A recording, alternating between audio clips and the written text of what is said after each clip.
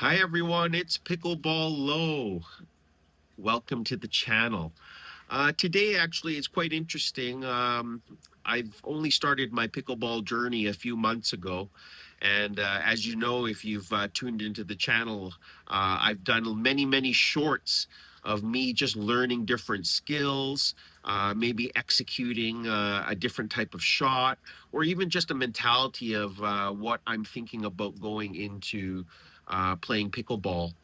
And it's been an amazing journey, and I'll have many opportunities to kind of talk to you on how I've kind of migrated the beginner level. And when I say this, I have lots of racket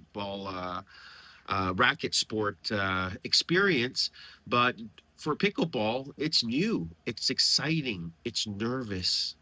So really just to get to your first open play or trying to figure out kind of what a duper rating is, or even trying to understand what level that you should be placed or playing in is one of the first issues that you might have.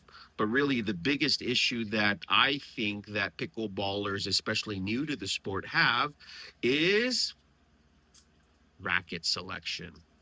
Um, I'll be very honest. I come from, like I said, racket sports, but I also come from a golf background, and I'm a tech junkie. So when you talk about table tennis, I was the guy who changed my top layers regularly to get different weights and spin. I changed my foam layers there.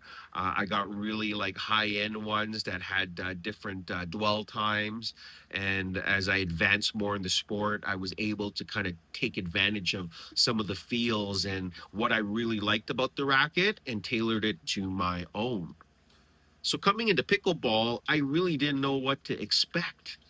There were so many already like in between choices, but I had found out early on that they are really just going through kind of a life cycle of pickleballs and technology kind of advancements. And they're really seeing this now in maybe the last 2 or 3 years. And what I mean by that is it's totally from the construction of the internals, perimeter weighting, the materials they use, um, and then kind of like the combination of using all of the technologies that they've had, and then just switching over to foam entirely to get some durability, but also you can see that it's also integrated a lot of power in play. So really, that control and power will continue to fight against each other because it's nice to have both all the time, but the reality is you don't. You get a really powerful racket. It might have a lot of pop, but it might be harder to control, right? And vice versa. You have a good control racket, but you might not have the pop and power that you're looking for. So for me, coming into pickleball, super exciting. For one, is because I get to learn about new technology. It's like picking up a new driver or picking up a new table tennis racket. I just didn't understand where to start. Like I know if you told me Titleist or TaylorMade, yeah, I know where kind of the top tier brands would be. But I was quickly looking through pickleball and I recognized Eula. And that's definitely a table tennis brand that I played with. And I really love many of their paddles because their top ranked players use them. But not only that, they really had the technology and feel that I enjoyed from the table tennis perspective. So, in search of my first racket, it was super easy. I actually got an older generation, Gen 2, they call it, CFS 16 millimeter. And I don't have any tools or anything to talk about swing weights or thing. I'm actually just going to tell you about playability and feels that I get from each of the rackets. So early on already, I wanted to customize. I played with the racket a bit. I felt that it was very nice, had a good plush feel to it, but there were some dead spots. So I had learned early on about weighting, and you can see a lot of YouTuber videos where they talked about perimeter weighting, where to put it. And I had actually put it on the top to get more power. right? Because when you start this game, we're labeled as the bangers, right? If you've come from a tennis background or something, you want to just smack and drive and hit everything with the most amount of top spin and power. But what had ended up happening is I had so much top heavy weight because this being a longer paddle, an elongated paddle, I felt that the weight was changing. And not only that, I had found out that people were putting Hessicore grips on it, and I really wanted one. So I did. I loved the feel of it. But the first problem arose. I started playing, and everyone was flying these balls. I was at the front of the kitchen trying to hold my position. And guess what? I felt really slow. Even though I love the top layer, the CFS carbon friction surface really has some good grit levels, and I think the spin levels are quite high and controllable here. But what I ended up putting this on the scale, because stock it's around that kind of 8 to 8.3 ounces. By the time I put everything together with the weights, with the Hessicore grip, and some of the edge guard tape that I had put around, this had gone to a whopping 9.0. So this turned out to be kind of a heavyweight paddle in my hands. And that made it a big problem, right? I didn't really want that slow hand, but I love that plush control. I love the power from the drives that I was getting. So I did a little bit of searching. I thought, okay, maybe I go lighter, but I also change different styles, right? So I end up finding a used Scorpius, uh, also the same generation too. So the friction was the same, exactly the same, but the paddle shape was different. This was more of a hybrid shape, a little bit of a wider paddle, shorter top, and the balance points were entirely different. But I quickly found that, and this one was 14 millimeters as well. And I quickly found that this one had a little bit too much pop, had a little bit of that kind of hollowish feeling, didn't have the same plushness as that 16, but really fast in the hands. And I was finding that going up to the kitchen, I was doing pretty well with it. But what I ended up doing, because I had figured out about weightings and everything, this one from a stock weight perspective was pretty good. This one weighed in at 7.8, so I thought it was pretty light. I only put one over grip for my daughter here, and I gave her the paddle because this one here at under 8 ounces, it's actually perfect for her at getting to 10 years old. So that one there, I retired to her. The next one I looked at because I was still playing with this was wow, after having the Scorpius in my hand, this was getting to be a bit of a true heavyweight. So I decided to kind of explore different brands, and I love Honolulu. I love Hawaii, one of my favorite places to travel with the family and friends. And I volunteered there at the Sony Open for the PGA there a few times already. So it's near and dear to my heart. So when I saw a brand that called Honolulu Pickleball Company, I decided to try one. And I found one used on Facebook Marketplace that was basically brand new. And I didn't understand it, but I think they have what's called in the States a refresh program where you get a brand new paddle because these are deemed to them as consumable item, which was really good in my thoughts because I now understand that pickleball paddles, they don't last a long time, especially when you play a lot. So, honestly, like you'd have to play really a lot of pickleball. If you're just playing one or twice a week, you probably won't feel much of a shift or in play. But this one, when I picked it up, it was actually quite nice. It also had a Hessicore grip on it, but I decided let's make this one here kind of like that middle ground. So my target weight was actually 8.5 ounces, and that was something that I was able to get this directly at 8.5. What I love about this is called the TI Plus.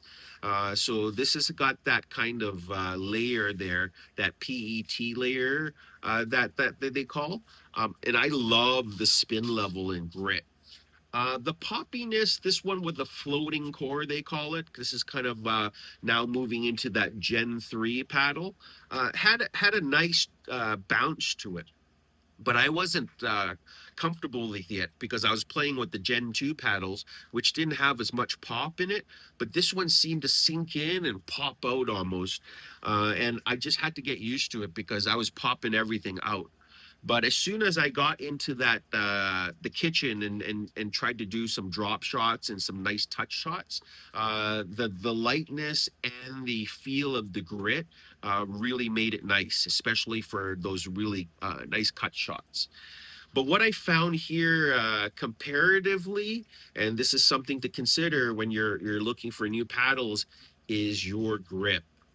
If you compare this one here with my Eula, especially with the Hesicor grip, you can see even with two wraps on this side here, we're talking about a big difference. So that circumference there will make a difference in the feel of some people's hands. Okay. Two is the length of it. So this is a hybrid and the one's a little elongated, but you can see from the throat here some difference here between the two. But this one here, to do a Tui, I actually have to shift my hand down a little bit. So you can see I'm gripping this at the end before I can put my two hands there and do a nice little Tui. Whereas the Eula one seemed to have a little bit with the elongated one, where I was able to get both hands in there and able to hit it from there. So that's something that I really wanted to consider for for my first new paddle or my next paddle. So as much as I love the J2 Ti Plus, I actually ended up buying my father-in-law a used J2K, which was the 2024 Paddle of the Year, a Gen 2 model, just for him to kind of play around with. I've decided to keep this kind of as a backup here. I was gonna move on to the J2 NF, their all foam line, but I decided to pause a little bit because I'm like, if I really like the brand Eula, maybe I should consider it. Obviously, pricing is a bit of a determining factor. Some of the pricing in Canadian here is almost $400 for the Perseus 4 Pro 4, and that's a good chunk of change, especially for something that doesn't have a lifetime shelf life, right? That you can only pay a certain time frame. So that made me search a little bit for, man, let's try an Eula current generation one, which is kind of their Gen 3 or Gen 3.5 there. Um, and I found a Perseus 14 mil. It was actually very well used. You can see this person, I don't know, uh, probably played so much pickleball, and they told me it's shiny in the middle there. And actually, I found that my CFS had a little bit more grit. This one seemed to be pretty worn already. But I just wanted to get a feel of how it, and guess what? I felt it was pretty darn solid right off the bat. It had a really good kind of solid, stable feeling to it, even though it was poppy. I really liked some of that kind of solid sound that when it hits your racket, that it brings. But also that I did almost do it kind of Ben John setup where I put some perimeter weighting here just along the throat to stabilize the bottom core. And no weighting on the top, just an edge guard, kind of weird, but I put a Selkirk on a Eula, although because I really love this Selkirk edge guard. I just think it fits really nicely. And yeah, anyways, I don't need to explain that. But this is what I've been playing for kind of a month or so. I love it. I think that when I put a good amount of flat uh,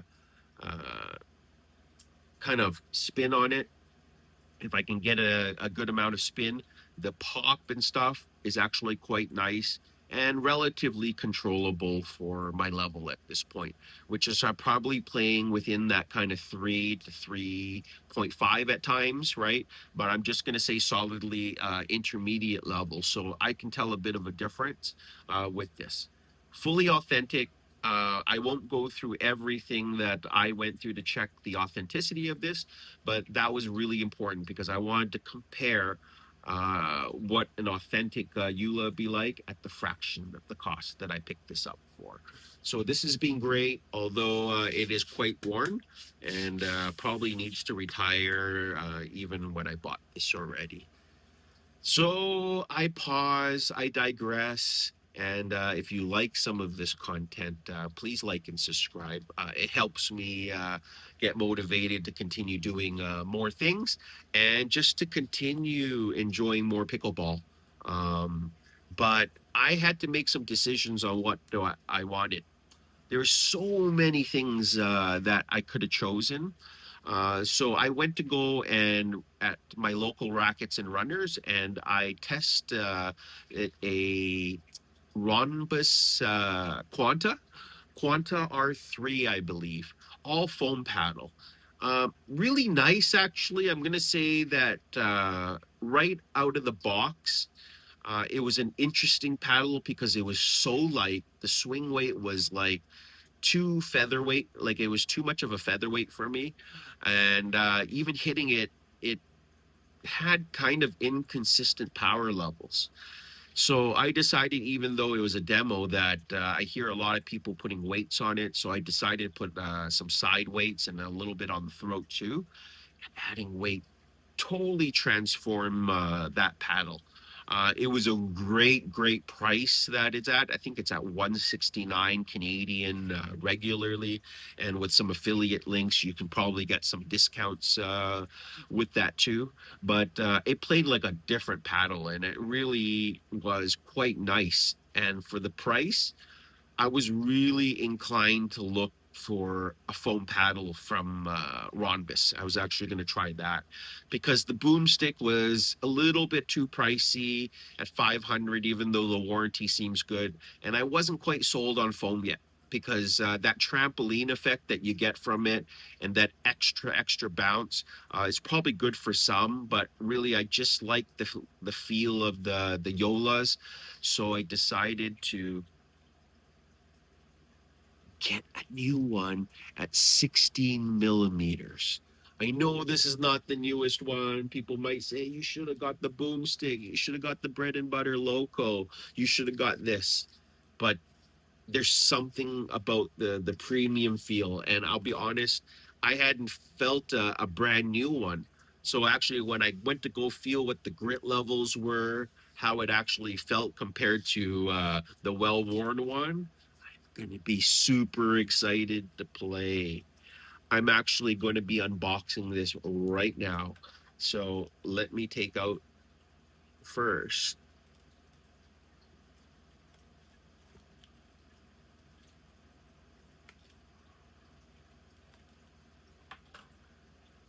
Super exciting.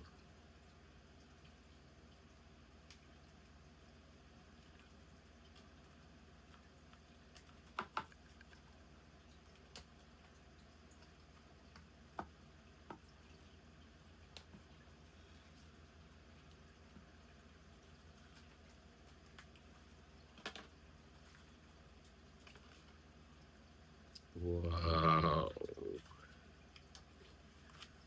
What are some specs here? It's 8.1 ounces already. So I probably can't add more than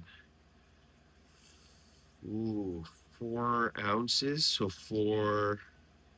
yeah, I'll probably add just probably 6 grams of weight there. Put the top layer. Hopefully we can get in that 8.5 to 8.6. I think I'd be super happy with that. I'm gonna weigh it what it is stock right now. What's really cool is I wrote to Yola because when I saw the symbol, it's changed from the original ones that I've had here. So if you look at these certification symbols, I was a little hesitant because they had more information on this, but they actually had more. And Yola said, no, you actually have a new batch, which is something good to know. I don't know if it makes a difference. I don't think the grit levels are anything different or anything. It was just the fact that it's manufactured the latest, which is great. Um, and this one was made, I bought it December, right? So this is just a few weeks old. I'm gonna tap the NFC after just to kind of register it, make sure that I've got the warranty in place. That's super exciting. Um, Anytime you buy something brand new and you unbox it, makes it a lot of fun. Okay, so what am I gonna do here?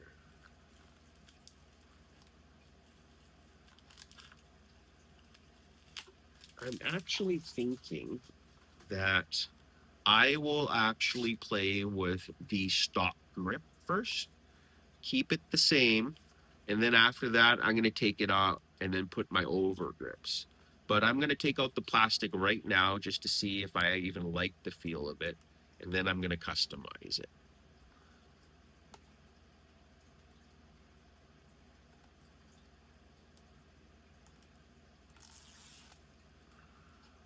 It's so exciting.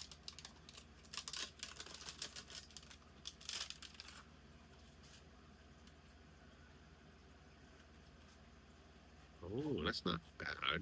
I'm going to take that off anyways after, so let's keep it on. Let's try it on. If you look at the new little Yola Black band, it's a little bit different from the original Yola one. Yeah,